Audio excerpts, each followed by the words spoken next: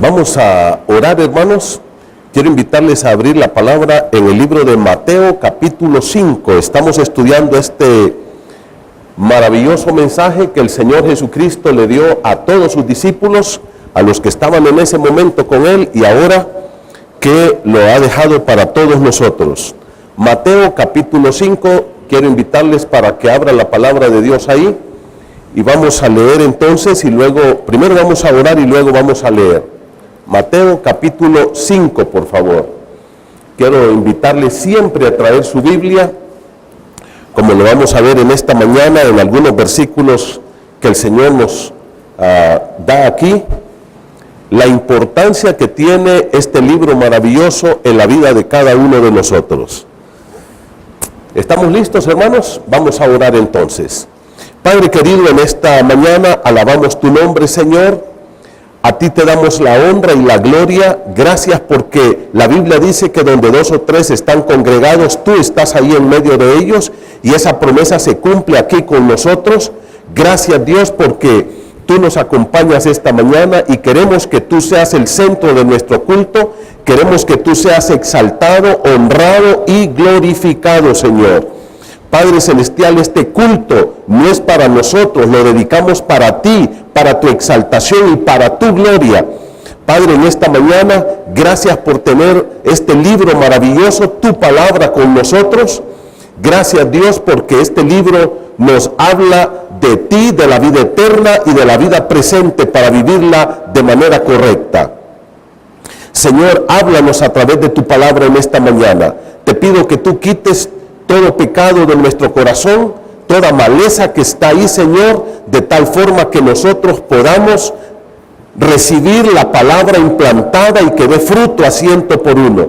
Señor, te pido que tú nos ilumines con el Espíritu Santo y que podamos nosotros entender tu palabra y darnos el poder para ir y ponerlo en práctica todos los días de nuestra vida. Gracias, Señor, en el nombre de Cristo Jesús. Amén. Muy bien, hermanos, esta mañana queremos dar seguimiento al estudio que hemos comenzado en el Sermón del Monte. Estamos estudiando este maravilloso mensaje que es la primera enseñanza que el Señor Jesucristo le dio a sus discípulos. Y es un mensaje eminentemente práctico.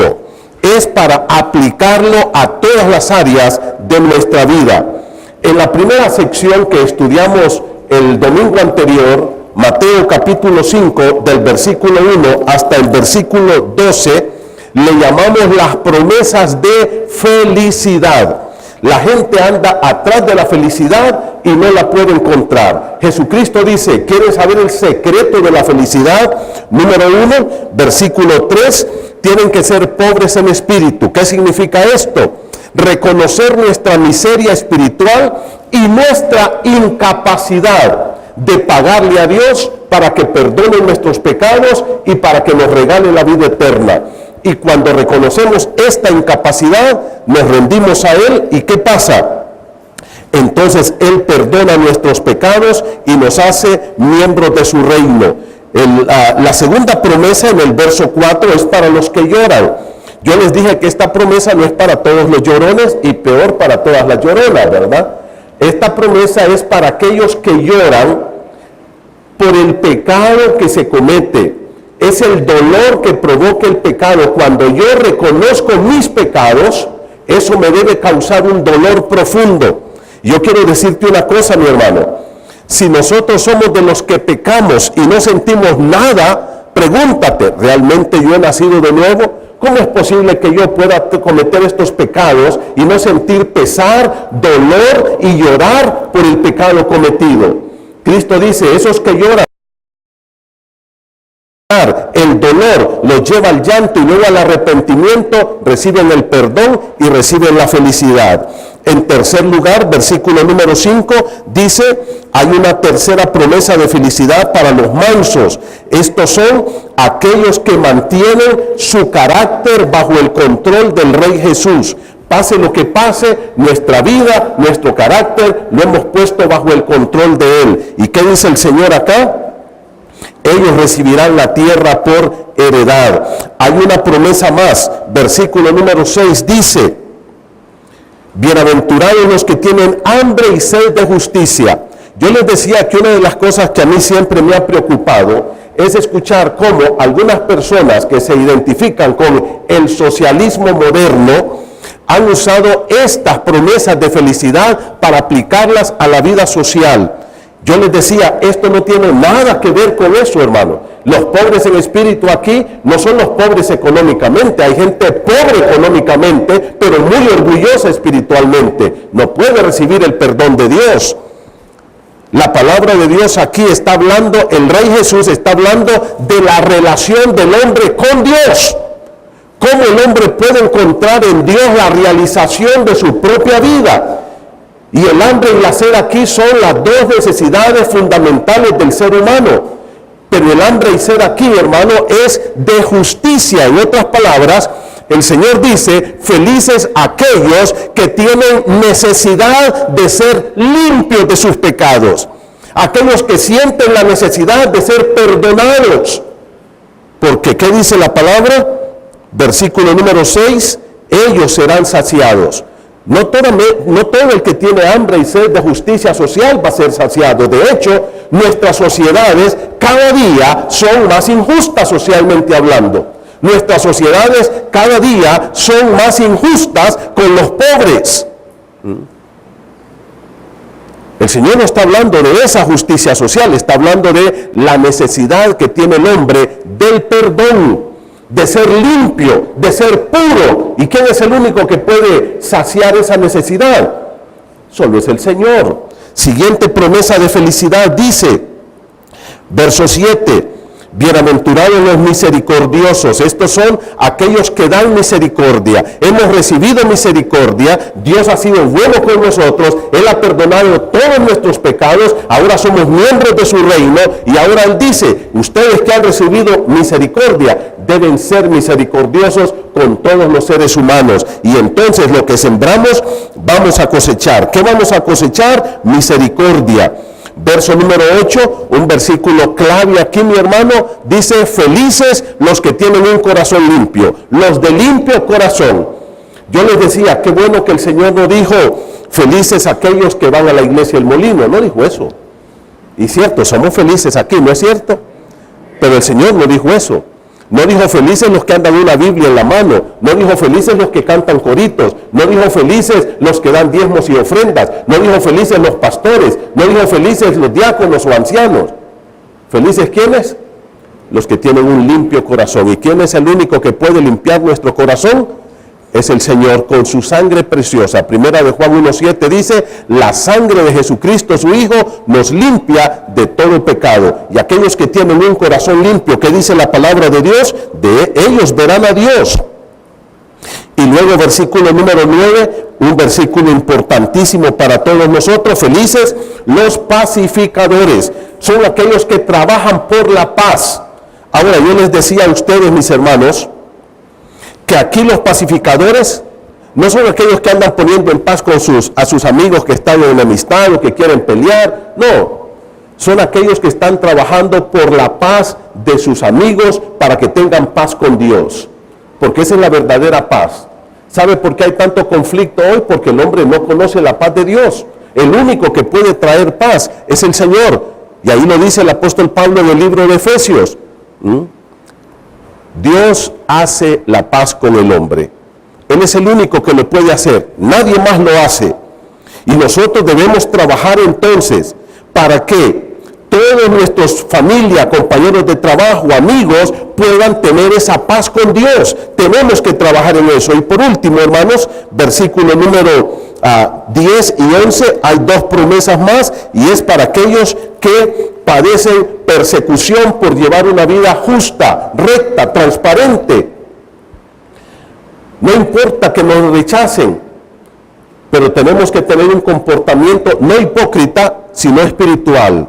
Porque la gente a veces lo que rechaza es nuestra hipocresía, hermanos. Quiero decirte que nosotros debemos de ser como el Señor. Había los fariseos en el tiempo de Jesús y estaba el Señor. Los fariseos eran hipócritas, Jesús era espiritual. Nosotros tenemos que apuntarle a la espiritualidad. Y eso lo vamos a ver ahora. Por ejemplo, dice ahora el Señor, pasamos al siguiente pasaje, 5:13 a la 16.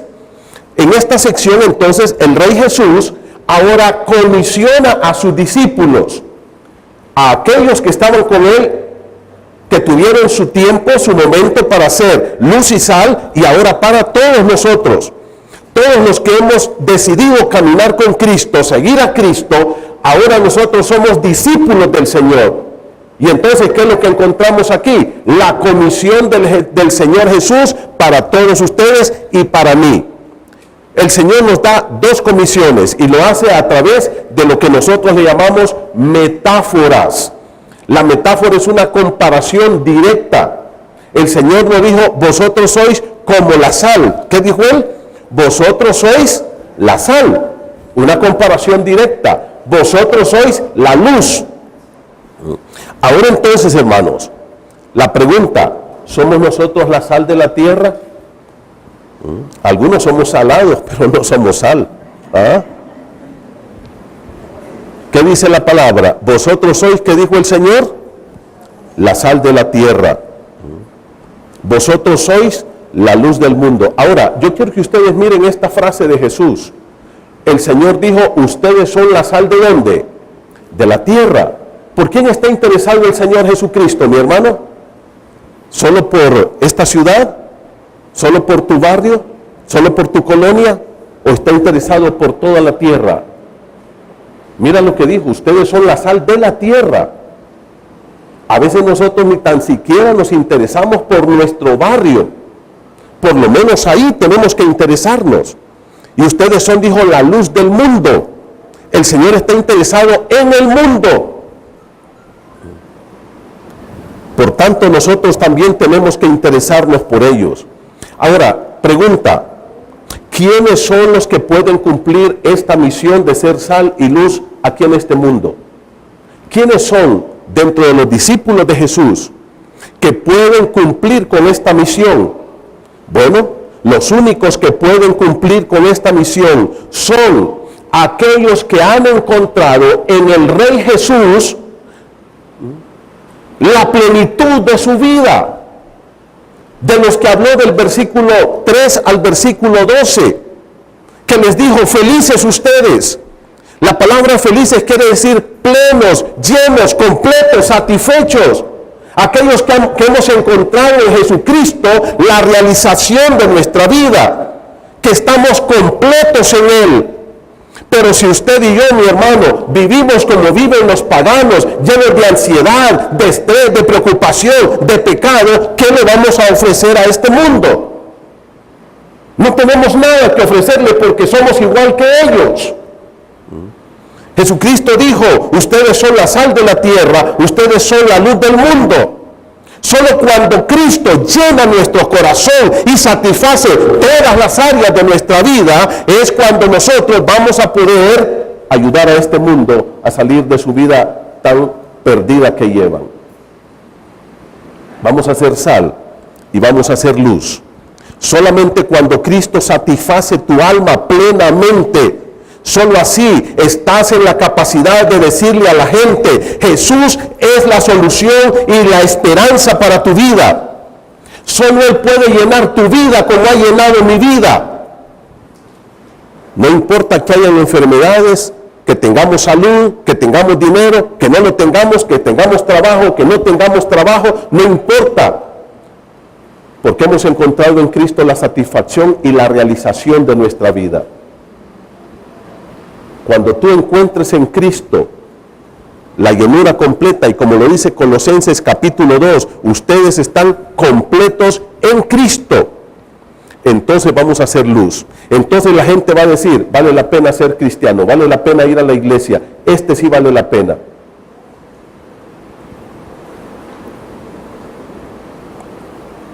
El Rey Jesús dijo, vosotros sois la sal de la tierra, vosotros sois la luz del mundo. Queridos hermanos, es fuera de esta reunión donde debemos trabajar y testificar para detener la putrefacción moral en que vive nuestra gente. Tenemos que hacer una evangelización fuera del templo. Tenemos que ir fuera, romper imaginariamente los muros de esta capilla y ir con el Evangelio y hacer nuestra tarea en cada rincón de nuestra ciudad. Es ahí donde el Señor nos quiere. Debemos hacer de Tegucigalpa nuestro templo. Debemos hacer de esta ciudad nuestra iglesia. Jesucristo dijo, allá es donde los quiero a ustedes, allá es donde quiero que ustedes sean sal y sean luz de este mundo. Cada discípulo de Jesús debe preocuparse por hacer su tarea extramuros. Cuando venimos aquí, venimos muy santitos, pero cuando estamos allá, ¿somos igualmente santos?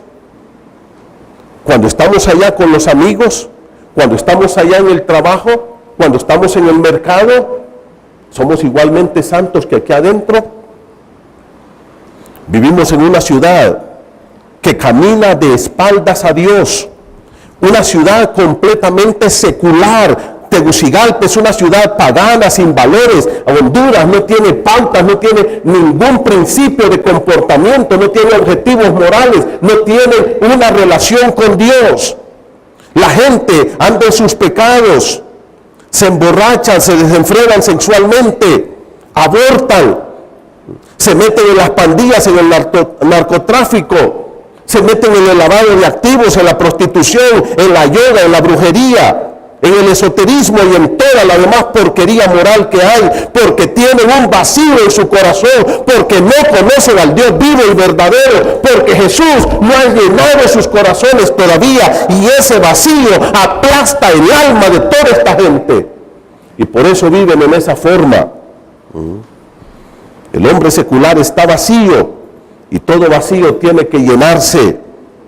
El Rey Jesús nos dio a nosotros, a ti y a mí, la misión de llevarle esperanza a esta gente. Y la esperanza está en Jesús. Donde estemos cada día, tenemos que traer al Rey Jesús presente a ese lugar.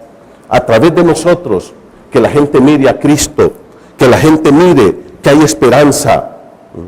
Debemos romper entonces estos muros y hacer de Tegucigalpa nuestra iglesia, hacer de esta ciudad tu misión y mi misión de ganar este pueblo para Cristo, traer al Rey Jesús a ser Señor de Tegucigalpa, así como Él lo va a hacer allá en la Nueva Jerusalén, que aquí nosotros hagamos una nueva Tegucigalpa, donde Cristo reine en la vida de cada uno de los amigos.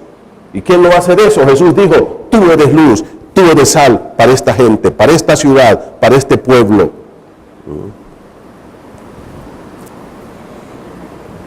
Mira, Mateo 5:16 dice, así alumbre vuestra luz delante de los hombres, y mire qué interesante lo que dice, para que vean vuestras buenas obras. No dijo para que escuchen el mensaje.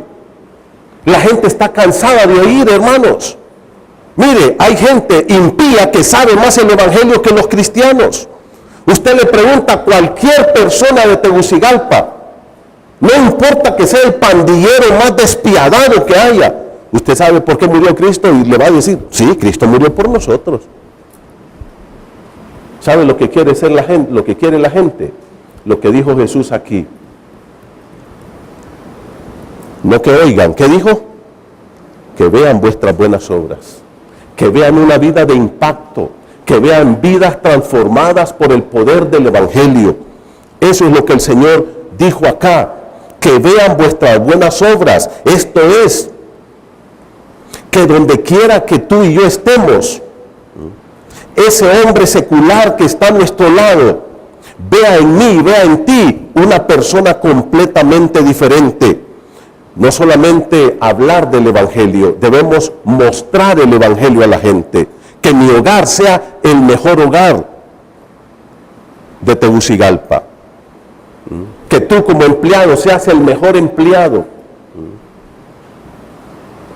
Realmente podemos hacer la pregunta, ¿cómo nosotros los discípulos de Jesús, cómo aquellos y cómo nosotros podemos ser sal y luz en este mundo? Y ahora el Señor va a dar respuesta a esta pregunta con los versículos del 17 al 20. Yo quiero que vaya conmigo a Mateo 5, 17 al 20.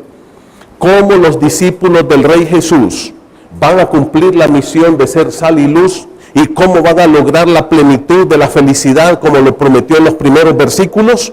Lo va a lograr a través de lo que el Señor nos dice ahora. Leo para ustedes Mateo 5 del 17 al 20.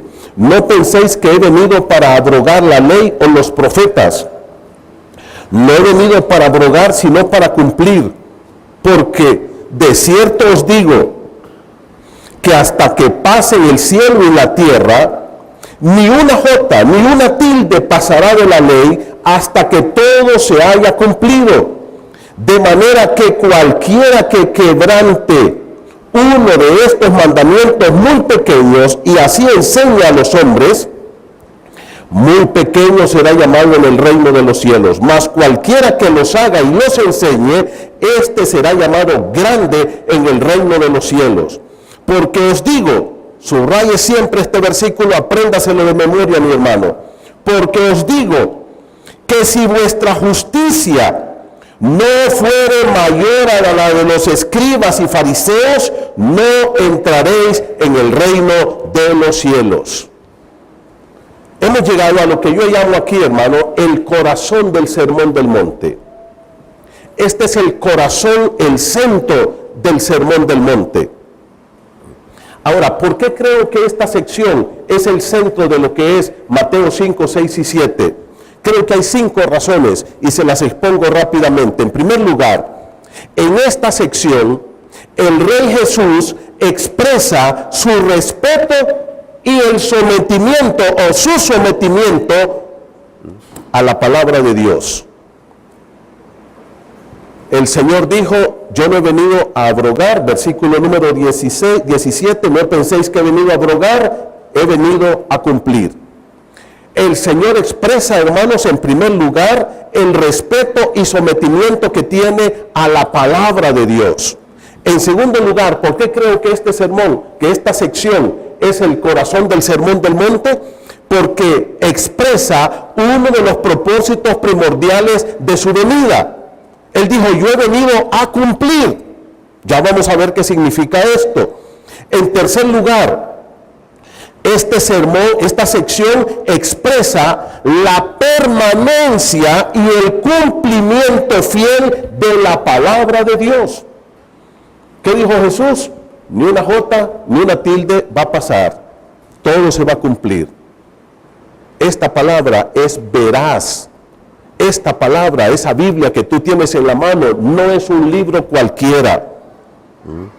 En cuarto lugar, el Señor aquí, el Rey Jesús, enfatiza el orden que tiene la palabra de Dios en la vida de sus discípulos. ¿Cuál es el orden? Primero, mire el verso 19, dice, de manera que cualquiera que quebrante uno de estos mandamientos muy pequeños y así enseña a los hombres, muy pequeño será llamado en el reino de Dios. ¿Cuál es el orden? Estudiar. Segundo paso, obedecer. Tercer paso, enseñar. Y por último, la recompensa. ¿Cómo va a ser? Grande en el reino de los cielos. A veces nosotros, hermanos, y yo como predicador, como pastor, tengo que tener mucho cuidado con esto. Porque algunos hermanos dicen, mire, me encontré este pasaje, lo voy a estudiar y lo voy a predicar y ya sé a quién le voy a dar duro el domingo con este pasaje. No, así no es. ¿Quién le tiene que dar duro primero la palabra de Dios? Es a mí. La Biblia no fue dada, hermanos, solamente para ser maestros. La Biblia fue dada para vivirla, estudiarla, vivirla y predicarla. Y en quinto lugar, ¿por qué creo que esta sección es el sermón, el corazón del Sermón del Monte? Porque aquí se confronta a sus discípulos con la verdadera justicia que es aceptada por Dios para estar con Él en su reino. Versículo número 20, si vuestra justicia no fuese mayor que la de los escribas y fariseos, de ningún modo entraréis en el reino. Entonces, vamos a entrarle de lleno, en los minutos que nos quedan, a esta porción maravillosa de la palabra. Mire conmigo, por favor. Si nosotros, hermano, queremos tomar esta sección, Mateo 5, del 17 al 20, y queremos resumirla en un pensamiento que quede grabado en tu mente y en tu corazón, podríamos decir el siguiente: el Rey Jesús demanda a sus discípulos a someterse a la palabra de Dios con todo su corazón, de la misma manera que Él lo hace. Lo repito, en esta sección, el Rey Jesús demanda a sus discípulos a someterse a la palabra de Dios con todo su corazón, de la misma manera que Él lo hace. El Rey Jesús está comenzando su ministerio público. Ustedes recuerdan que estuvo algún tiempo allá, por lo menos 30 años en Nazaret, allá en su carpintería, y luego dejó la carpintería de Nazaret y se fue a Capernaum, a Galilea, siempre en la provincia de Galilea, y ahí se quedó y ahí comenzó a hacer sus milagros. Él está comenzando su ministerio público, pero ya mucha gente está viendo al Señor Jesucristo como su esperanza de romper con el pasado.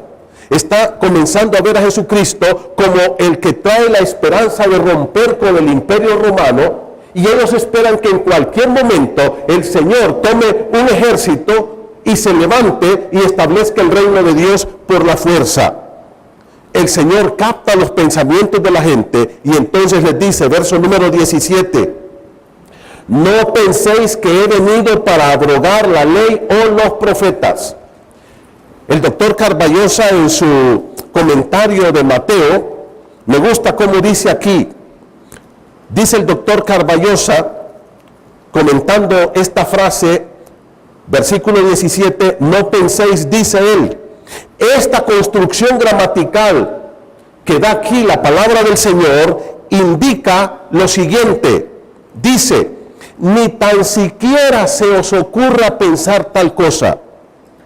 O sea, ni el más mínimo pensamiento, lo que ustedes están pensando, están completamente equivocados. No penséis así, ni se les ocurra. Jamás penséis que yo he venido para abrogar. La palabra abrogar, hermanos, quiere decir demoler, tirar, destruir, dejar sin efecto. El Señor dice, ni se les ocurra pensar que yo he venido para dejar sin efecto la palabra de Dios. Y en este punto, hermanos, yo les voy a retar a tener mucho cuidado. ¿Sabe por qué? Porque con mucha tristeza he escuchado a muchos cristianos decir, ay pastor, gracias que ya no estamos bajo ley. Yo me hago una pregunta, ¿y quién nos enseñó eso, hermanos? ¿De dónde lo sacamos eso? Ahora, le hago una pregunta, ¿la ley murió con Cristo, sí o no? Ya no me contestan. ¿Ah? ¿Murió con Cristo la ley? Bueno, sí y no. O sea que todos tienen razón. No importa si lo hizo así o si lo hizo así. ¿Sabe por qué? Se lo explico rapidísimo. Porque la ley no solamente es la ley tiene 3 secciones. Cuando usted lee el Antiguo Testamento, hay 3 secciones ahí. La ley civil, que eran las reglas para vivir en la tierra prometida, donde les instruía sobre quién iba a ser el rey, todas esas cosas civiles, los juicios, cómo hacerlos. En segundo lugar, la ley ceremonial. La ley ceremonial era la que tenía que ver con el templo, los sacerdotes, las ofrendas, diezmos, ofrendas, todo lo que era la ley ceremonial. Y en tercer lugar está la ley moral. La ley moral es la que refleja el carácter santo de Dios condenando el pecado. Ahora, la ley ceremonial fue la ley que Cristo mató en la cruz. Esa fue la ley que terminó. Cuando Cristo murió en la cruz, Él murió por mis pecados. Ahora yo no necesito sacrificios, corderos, no necesito machos cabríos, yo no necesito la fiesta del Antiguo Testamento, no necesito celebrar la Pascua, no necesito celebrar la fiesta de los tabernáculos, yo no necesito un sumo sacerdote aquí visible para que me acerque a Dios, yo no necesito un templo para reunirme, como lo hacía en el Antiguo Testamento. Entonces, esa ley ceremonial fue la ley que Cristo crucificó en la cruz. Pero la ley moral sigue vigente, mi hermano. Yo le hago una pregunta. ¿El adulterio era pecado de la ley? ¿Sí o no? ¿Y sigue siendo pecado hoy o ya no es pecado? Claro que sí, porque la ley moral refleja el carácter santo de Dios. Y Cristo dice, yo he venido a cumplir la ley. ¿Qué significa esto, hermanos? En el versículo número 17 dice, no he venido para abrogar, yo no vine a tirar toda la palabra de Dios por la borda. Reconozco que la Biblia, en este caso el Antiguo Testamento, es la palabra de Dios. A propósito, hermano, mire cómo dice el 17, no he venido a abrogar la ley o los profetas. La ley eran los 5 libros escritos por Moisés, Génesis, Éxodo, Levítico, Números y Deuteronomio. Y los profetas era todo lo que estaba de Josué hasta Malaquías. En otras palabras, Jesucristo dice, todo el Antiguo Testamento lo respeto, desde Génesis hasta Malaquías. Todo es palabra de Dios y no he venido para tirar eso por la borda, he venido a cumplirlo. 2 aspectos con esta frase, al final del versículo número 17, cuando dice, no he venido para abrogar, sino para cumplir. Número 1, primer aspecto, Jesucristo vino para cumplir literalmente cada mandamiento de la ley. En otras palabras, vino a obedecer completamente al 100% todo el Antiguo Testamento. No violó ni uno de sus mandamientos, todos los cumplió. Pero también cuando Él dice, yo he venido a cumplir, el segundo aspecto es que Él vino para que todo lo que está escrito en el Antiguo Testamento sobre Él se cumpliera. Todas las profecías y todos los símbolos y todo lo que estaba en el Antiguo Testamento escrito sobre Jesucristo debía cumplirse. El Señor dijo, yo he venido por eso. Pero mira el versículo número 18 ahora, dice, porque esta es una conjunción causal. En otras palabras, hermanos, ahora el Señor nos va a dar una explicación. Él nos va a explicar por qué Él se sometió a cumplir toda la palabra de Dios. Por qué Él vino a someterse a la ley y a los profetas, a todo el Antiguo Testamento. ¿Y por qué lo hizo? Mira el versículo 18. De cierto os digo, la palabra aquí en el griego, hermanos, es enfática. ¿Y sabe cuál es la palabra que traduce la palabra desierto? Es la palabra amén. Quiere decir así sea. Amén quiere decir desierto, sin duda alguna. Y Cristo así lo dice aquí. Él explicó entonces, ¿y qué fue lo que Él nos dijo? Bueno, en primer lugar, que la palabra de Dios es eterna. Miren lo que dice aquí, versículo número 18. Os digo que hasta que pasen el cielo y la tierra. En otras palabras, hermanos, la palabra de Dios es más permanente que ¿qué? Que el cielo y la tierra. Ustedes recuerdan lo que Jesucristo dijo en Mateo capítulo 24, verso 35. El cielo y la tierra pasarán, pero mis palabras no pasarán. ¿Por qué el Señor se sometió a la ley y a los profetas? ¿Por qué Él vino a cumplir? Primero, porque la palabra de Dios es eterna. El Salmo número 119, 89 dice, para siempre permanece tu palabra en los cielos. Y la palabra quiere decir, está afincada, arraigada en los cielos, la palabra de Dios. Y hermanos, debemos de ver la palabra de Dios como Jesucristo la miró. En segundo lugar, la palabra de Dios es autoritativa. Tiene toda la autoridad sobre la iglesia y sobre los discípulos de Jesucristo. Yo te hago una pregunta, hermanos. A cada uno de ustedes, ¿miras a la Biblia como tu autoridad final? ¿Realmente en tu conducta la Biblia tiene la autoridad final? Como esposo, la Biblia tiene la autoridad final. ¿Tú tratas a tu esposa como Dios dice o como te da la gana? ¿En tus finanzas tiene la autoridad final la Biblia? en tu sexualidad, ¿tiene la Biblia la autoridad final? ¿Tú manejas tu sexualidad como Dios lo dice en la Biblia o como el mundo lo está planteando ahora? Primero, ¿por qué Jesús se sometió a la palabra, a la ley, a los profetas, a todo el Antiguo Testamento? Porque es eterna. Segundo, porque tiene toda la autoridad, es autoritativa. En la iglesia, hermanos, ¿cómo debemos hacer las cosas aquí? Yo como pastor de la iglesia y el hermano Rubén y Raulito como pastores juntos aquí, ¿tenemos que reunirnos cada semana para inventar lo que vamos a hacer? ¿O ya está escrito? Ya está escrito. Yo tengo que inventar cómo ofrendar. La vez pasada estaba yo allá en Cihuatepeque y estaba viendo un programa de noticias de ahí de la ciudad y de repente salió un apóstol ahí parado. Y le digo a mi esposa, ve, ahí está fulano de tal. Y entonces le digo, ¿qué están haciendo? Y en eso dice el señor que estaba ahí dando las noticias, bueno, aquí tenemos a fulano de tal, y él viene para que miren la transparencia con que están recogiendo los fondos ahí en su iglesia. Y entonces ya lo enfocaron y había una tómbola ahí y empezaron a darle vuelta, bueno, aquí vamos a ver la rifa del toro, dicen.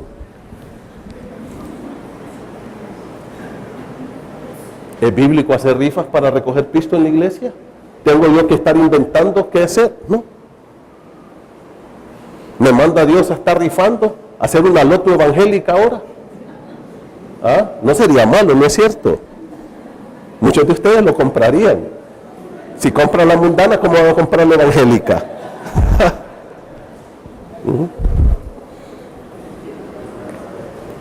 Un hermano muy comprometido llegó a la iglesia con su esposa con 300,000 y algo de lempiras en unos paquetes y le dijo, hermanos, aquí tengo mi diezmo de la loto que gané. Se ganó 3 millones y pico en la loto. Llevó los diezmos a la iglesia. ¿Es bíblico eso? ¿Qué hacer cuando nos traigan aquí los diezmos de la loto? ¿Tengo que inventar yo cómo hacer las cosas en la iglesia? Para llenar aquí, hermanos, yo tengo que poner luces y una discoteca y traer los jóvenes y decirles, no vaya a bailar al mundo, venga a bailar aquí con los hermanos y hermanas. ¿Sabe usted que hay iglesias que así están llenándose ahora? ¿Qué dijo la palabra de Dios? No me avergüenzo del evangelio porque es que poder de Dios para salvación. ¿Qué tengo que hacer para que la iglesia crezca? Predicar el evangelio, porque eso es lo que va a salvar al hombre. No tengo que inventar nada. La Biblia es autoritativa en todas las áreas de mi vida y de la iglesia.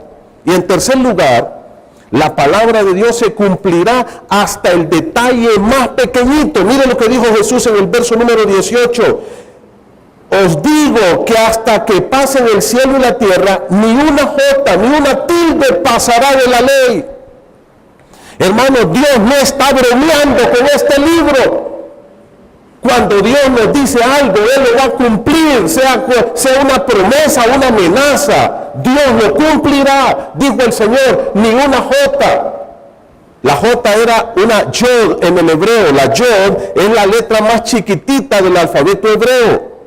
Y la tilde era una rayita que ponían o arriba o abajo de algunas letras para distinguirlas de otras. Pues ¿sabe lo que dijo Jesús? Ni esas rayitas van a pasar, hasta eso se va a cumplir. A veces nosotros creemos que Dios está bromeando. Yo he escuchado gente ahí cuando va en el bus, séte para allá, si vamos a comer en el infierno, ¿cómo no vamos a comer aquí? Oiga, mis hijos, no es broma, el infierno es real. Dios no está bromeando, Dios no está asustando a la gente. Dijo Jesús, esta palabra se va a cumplir. Aquel que pisotea al Hijo de Dios, no importa quién sea, va a tener un castigo. Hasta la letra más pequeñita, dijo Jesús. Hasta eso se cumplirá. Siguiente versículo. Entonces, el Señor Jesucristo, el Rey Jesús, se sometió a toda la palabra de Dios. Génesis hasta Malaquías. La ley y los profetas. Dijo, yo he venido a cumplir. ¿Por qué? Número 1, porque la palabra de Dios es eterna. Número 2, porque la palabra de Dios es autoritativa. Y número 3, porque la palabra de Dios se va a cumplir. Jesús no está bromeando. Y entonces nos da una advertencia. Verso 19 dice, de manera que, esta es una frase de conclusión. Hermanos, quiere decir, por tanto, presten atención a esto que les voy a decir, dijo Jesús. Cualquiera, mire cómo dice aquí, versículo 19, que quebrante uno de estos mandamientos muy pequeños, no importa qué persona sea, no importa si es alguien encopetado, preparado, adinerado, poderoso, o si es una persona pequeñita. ¿Qué dijo? Cualquiera. Porque para Dios todos somos iguales. Cualquiera que no respete la palabra de Dios va a sufrir las consecuencias. Mire cómo dijo el Señor, cualquiera que transgreda o quebrante uno de estos mandamientos muy pequeñitos y así hable o los enseñe, tendrá que sufrir las consecuencias. Tendrá que sufrir las consecuencias. Hermanos, no juguemos con la palabra de Dios. Tú y yo no estamos aquí para hacer nuestros caprichos. Estamos aquí para sujetarnos a Dios a través de su palabra, para poner al Rey Jesús como Rey de nuestra vida y demostrarlo a través de la obediencia a la palabra del Señor.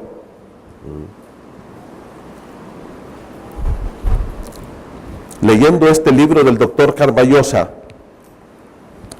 en el versículo número 19, cuando dice, será llamado, muy pequeño será llamado, dice aquí es un presente, un futuro pasivo. La idea es, será llamado por Dios, dice el doctor Carballosa. Hay aquí una advertencia de disciplina divina para aquel que se le ocurra rebelarse y no se somete a la palabra de Dios y aún así incluso la enseñe o hable de ella. Hay una advertencia muy clara. Hermanos, no estamos aquí para pisotear este libro.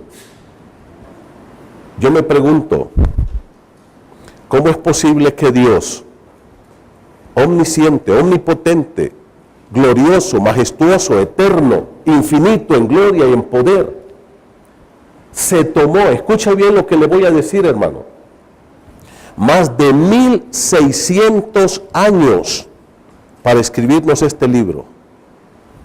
Desde que Moisés comenzó Génesis hasta que Juan lo terminó, tardaron más de 1600 años.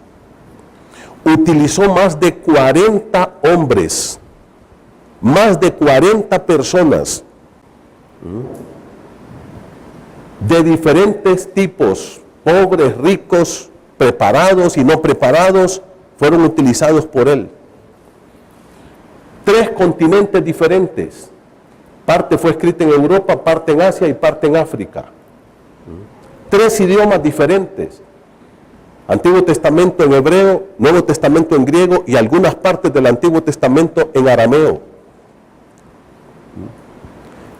Y Dios, escuche bien, escogió cada palabra de este libro, una por una, para escribirla de manera fuerte, aquí, literal. Y la Biblia dice entonces que este libro es inspirado por Dios.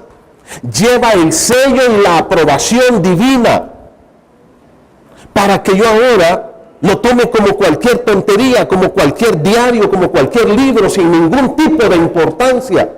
Cuando Dios lo ha cuidado este libro, sabe que este es el libro más perseguido, más quemado, más odiado, más atacado. ¿Y sabe por qué usted tiene este libro hoy en su mano? Porque es un milagro de Dios que esté ahí, porque Dios lo ha preservado para darle el mensaje. Y nosotros tomamos la palabra de Dios como nada. Algunos incluso hasta la dejamos aquí en la iglesia, no, dice, no la voy a sacar para que no se me contamine, aquí la voy a dejar guardada. Algunos la tienen ahí en la Biblia. He ido a algunos hogares y me dicen, pastor, mira, aquí la tengo en el Salmo 91, como que fuera amuleto de buena suerte para espantar malos espíritus. La Biblia es para que la leamos todos los días, la meditemos y la obedezcamos. Ay de aquel, dijo Jesús, que quebrante uno de estos mandamientos más pequeños.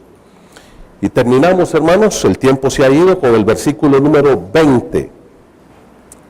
Preste atención a la conclusión del Señor Jesucristo. Mire cómo dice, porque os digo, dice Jesús, otra vez comienza con una explicación.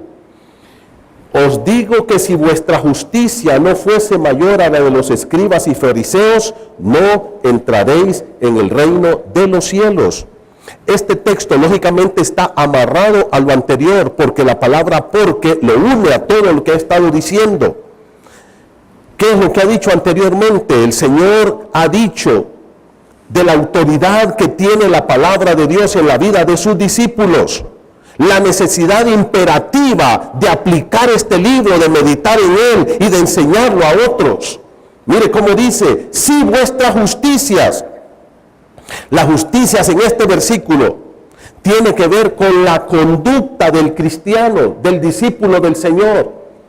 La palabra justicia, vuestras justicias, hermano, tiene que ver con el comportamiento, con la forma de vida que todos nosotros llevamos. Tiene que ver con nuestras prácticas espirituales, con nuestro matrimonio, con nuestro dinero. Tiene que ver con nuestro trabajo, con nuestros negocios. Toda la vida del discípulo, todo discípulo de Jesucristo, debe de ser la mejor persona de esta tierra. Dice, su justicia, su vida, debe de ser mejor que la de cualquier otro ser humano que vive en esta tierra. Te voy a poner un ejemplo. Tenemos los alcohólicos anónimos. Yo he ido a muchas celebraciones de alcohólicos anónimos, les he predicado. Yo soy abstemio, soy sobrio. Tú y yo somos sobrios. No somos alcohólicos, pero hay mucha gente que no es alcohólica. ¿Sí o no? Mucha gente no es alcohólica. De hecho, muchos de los alcohólicos anónimos salieron de un crudo alcoholismo y ahora viven una vida de sobriedad. ¿Cómo yo, que no soy alcohólico, puedo ser ejemplo a otra persona que no es alcohólica tampoco? Al alcohólico es fácil ser ejemplo, ¿no es cierto? Pero ¿cómo tú puedes ser ejemplo? ¿Cómo tu vida de sobriedad puede ser ejemplo para otro que también es sobrio? ¿Dónde está la diferencia? ¿Cómo mi vida puede ser mejor que la de los demás? Porque todo lo que yo haga debe de salir de un corazón limpio. En cierto momento predicando, por ejemplo, ahí en una celebración de alcohólicos anónimos, yo les decía, señores, yo les felicito porque ustedes han dejado el alcoholismo, pero igual se van a ir al infierno. Igual. Porque no es dejando la borrachera que van a ir al cielo. ¿Qué es lo que me hace diferente? Es que Cristo está en mi corazón. Y como dice la palabra de Dios, si vuestra justicia no fuere mayor que esta gente. Hay gente buena en Tegucigalpa, bien comportada, hay esposos excelentes, pero no conocen a Cristo. Son esfuerzos humanos. El cristiano, ¿de dónde toma su fuerza? La toma de Cristo, porque tiene un corazón transformado por el poder de Dios. Y eso es lo que quiere decirse Jesús cuando dice, si vuestra justicia no fuese mayor a la de los escribas y fariseos. Le hago una pregunta. ¿Los escribas y fariseos tenían un comportamiento recto, sí o no? Pablo dice en el libro de Filipenses, en cuanto a la ley, fariseo, ¿y cómo era? Irreprensible. Irreprensible. ¿Cómo eran los fariseos? Irreprensibles. Tenían un comportamiento excelente. Jesús les dice a sus discípulos, pero ustedes tienen que ser mejor que estos. ¿Dónde va a estar la diferencia? Que nuestro comportamiento, tanto en la iglesia, en la calle, en la casa, ¿va a salir de dónde? De un corazón limpio y transformado por el poder del Rey Jesús. Y entonces, hermanos, yo quiero que ustedes miren conmigo ahora porque estaba estudiando estos dos capítulos y me di cuenta de algo, me vino una luz del Espíritu Santo. Y entonces, ¿qué estamos diciendo acá? Mateo 5 y 6, y lo vamos a ver a partir del próximo domingo, si el Señor así lo permite, el Señor aborda algunos aspectos particulares de estas justicias o de estos comportamientos que nosotros tenemos que tener. Solamente que en Mateo capítulo 5, el Señor habla de cosas muy internas de nuestro corazón. Mírenlo conmigo, por ejemplo, del 21 al 26, Mateo 5, 21 al 26, el Señor va a prohibirnos guardar rencor y odios en nuestro corazón. Dice el Señor, ¿oíste que fue dicho? No matarás. Pero yo les digo que ni tan siquiera tengan odio en su corazón. Puede ser que yo no mate a nadie, pero la pregunta es mi corazón limpio de rencores y de odios? No se preocupe, véngase el próximo domingo y usted va a ver lo que dice ahí Jesús. Segundo, versículos 27 a 30, dice el Señor, no solamente es problema el adulterio y la fornicación. Mis discípulos tienen que ir más allá. ¿Dónde tienen que guardarse? De la lujuria sexual del corazón. Ni tan siquiera miran a una mujer para codiciarla. Está hablando de cosas muy profundas, ¿no es cierto? De cosas muy dentro de nosotros. Que puede ser que a ti nunca te acusen de matar a nadie, pero tengas tu corazón lleno de odio, de amarguras, resentimientos. Puede ser que a ti nunca te acusen de ser infiel a tu esposa o a tu esposo, pero tu corazón puede estar lleno de lujuria sexual. El Señor dice, mis discípulos limpien su corazón. ¿Qué quiero yo? Un corazón. Desde ahí tiene que salir la vida pura del discípulo, de aquí adentro. Luego habla del divorcio, versículos 31 y 32. Luego habla de la palabra del discípulo, lo que aquí le ponen los juramentos, 33 al 37. ¿Es nuestra palabra sí, sí, no, no? ¿Tenemos una palabra completa, cabal? ¿O somos más mentirosos que Satanás? El valor que tiene la palabra del discípulo. Luego del 38 al 42, el valor del perdón. El Señor manda a sus discípulos a perdonar y esa es una actitud del corazón. Y del 43 al 48, al final del versículo número 43 al 48, el amor que debe haber en el corazón de todos los discípulos.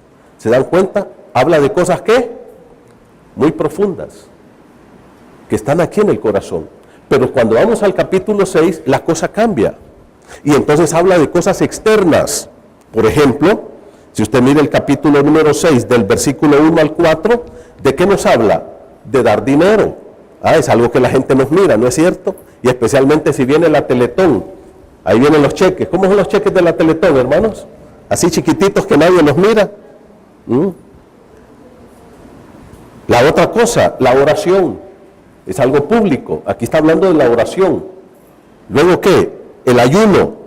Y por último, termina el capítulo 6, hermanos, con la confianza que los discípulos debemos de tener en el Señor Jesucristo y que nos libra de toda ansiedad y preocupación.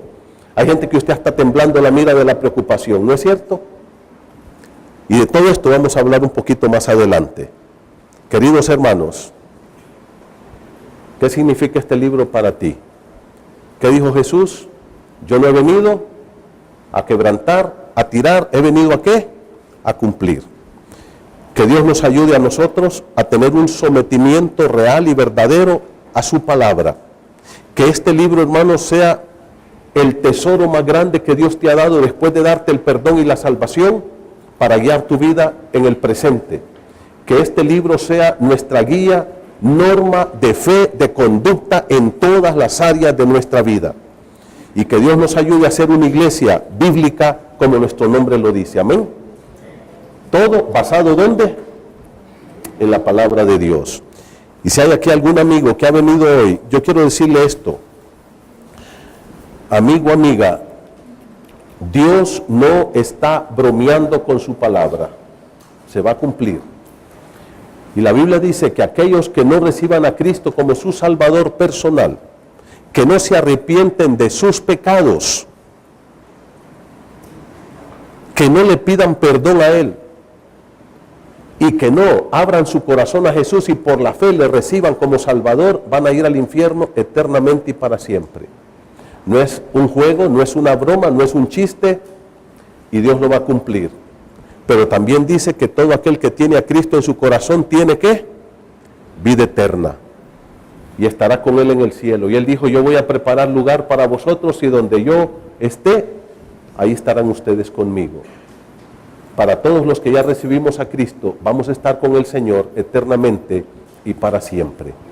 Quiero que inclinen sus rostros y vamos a orar. Padre querido, en esta mañana te damos gracias porque eres bueno con nosotros, porque para siempre es tu misericordia. Gracias por tu maravillosa enseñanza. Ayúdanos a encontrar en Cristo la plenitud de nuestra vida. Padre, ayúdanos a nosotros a ser verdaderos discípulos de Jesucristo, que nos sometamos a la autoridad de la palabra y que de esa forma, obedientes a tu palabra, podamos ser sal y luz en este mundo. Para esta Tegucigalpa que tiene tanta necesidad de ti, mi Dios. Para esta Tegucigalpa perdida, de espaldas a ti, y que hagamos nuestra misión extramuros, ahí en el barrio, en la colonia, que traigamos a todos para escuchar el Evangelio, que podamos tener más grupos de crecimiento, que podamos tener más evangelismo en los barrios, que podamos, Señor, demostrar a la gente la salvación en Cristo. Haz de la iglesia bíblica una iglesia apasionada por los perdidos y llévanos a predicar el Evangelio a toda criatura. Querido Dios, en esta hora te bendecimos porque eres bueno y porque para siempre es tu misericordia. Padre querido, si hay aquí alguna persona que nunca le ha entregado su corazón a Cristo, yo te invito a que pueda tomar su decisión y que pueda conocer a Cristo y recibir el perdón de todos sus pecados y el regalo de la vida eterna. Mientras mis hermanos están orando, es probable que haya venido alguna persona esta mañana que nunca le ha entregado su corazón a Jesús y ha entendido que es pecador y que necesita el perdón de sus pecados y que solo Cristo con su sangre preciosa le puede perdonar. Y usted dice, pastor, ore por mí, yo quiero tener el perdón de mis pecados, yo recibo a Cristo como mi Salvador. ¿Hay alguna persona que hoy lo quiere hacer? ¿Quiere levantar su mano? Ahí donde está, usted nunca lo ha hecho, pero esta mañana dice, hoy sí, yo lo quiero hacer. ¿Quiere levantar su mano ahí donde está? Con eso me está indicando que usted quiere que oremos por usted, que oremos con usted. ¿Hay alguien que lo quiere hacer? ¿Quieres tomar tu decisión hoy? ¿Quieres decirle a Jesús, ven a mi corazón, no luches más con Dios? Él te anda buscando, Él te ama, Él quiere perdonar todos tus pecados, Él quiere darte gozo, felicidad, paz, el perdón y la vida eterna. ¿Hay alguien que lo quiere hacer? ¿Quieres levantar la mano? Ahí donde estás, vamos a orar por ti. Hermano, ahí donde estás con tus ojos cerrados, dile al Señor, Señor, ayúdame a tomar en serio tu palabra, a amar tu palabra, a meditar en tu palabra día y noche. Ayúdame a obedecer tu palabra, a tomarla con toda la seriedad con que tú me la diste a mí. Gracias Dios por tu palabra, maravilloso libro, y gracias por el Rey Jesús, que es nuestro mejor ejemplo de respeto por tu palabra. Te adoramos y te alabamos en el nombre de Cristo Jesús. Amén.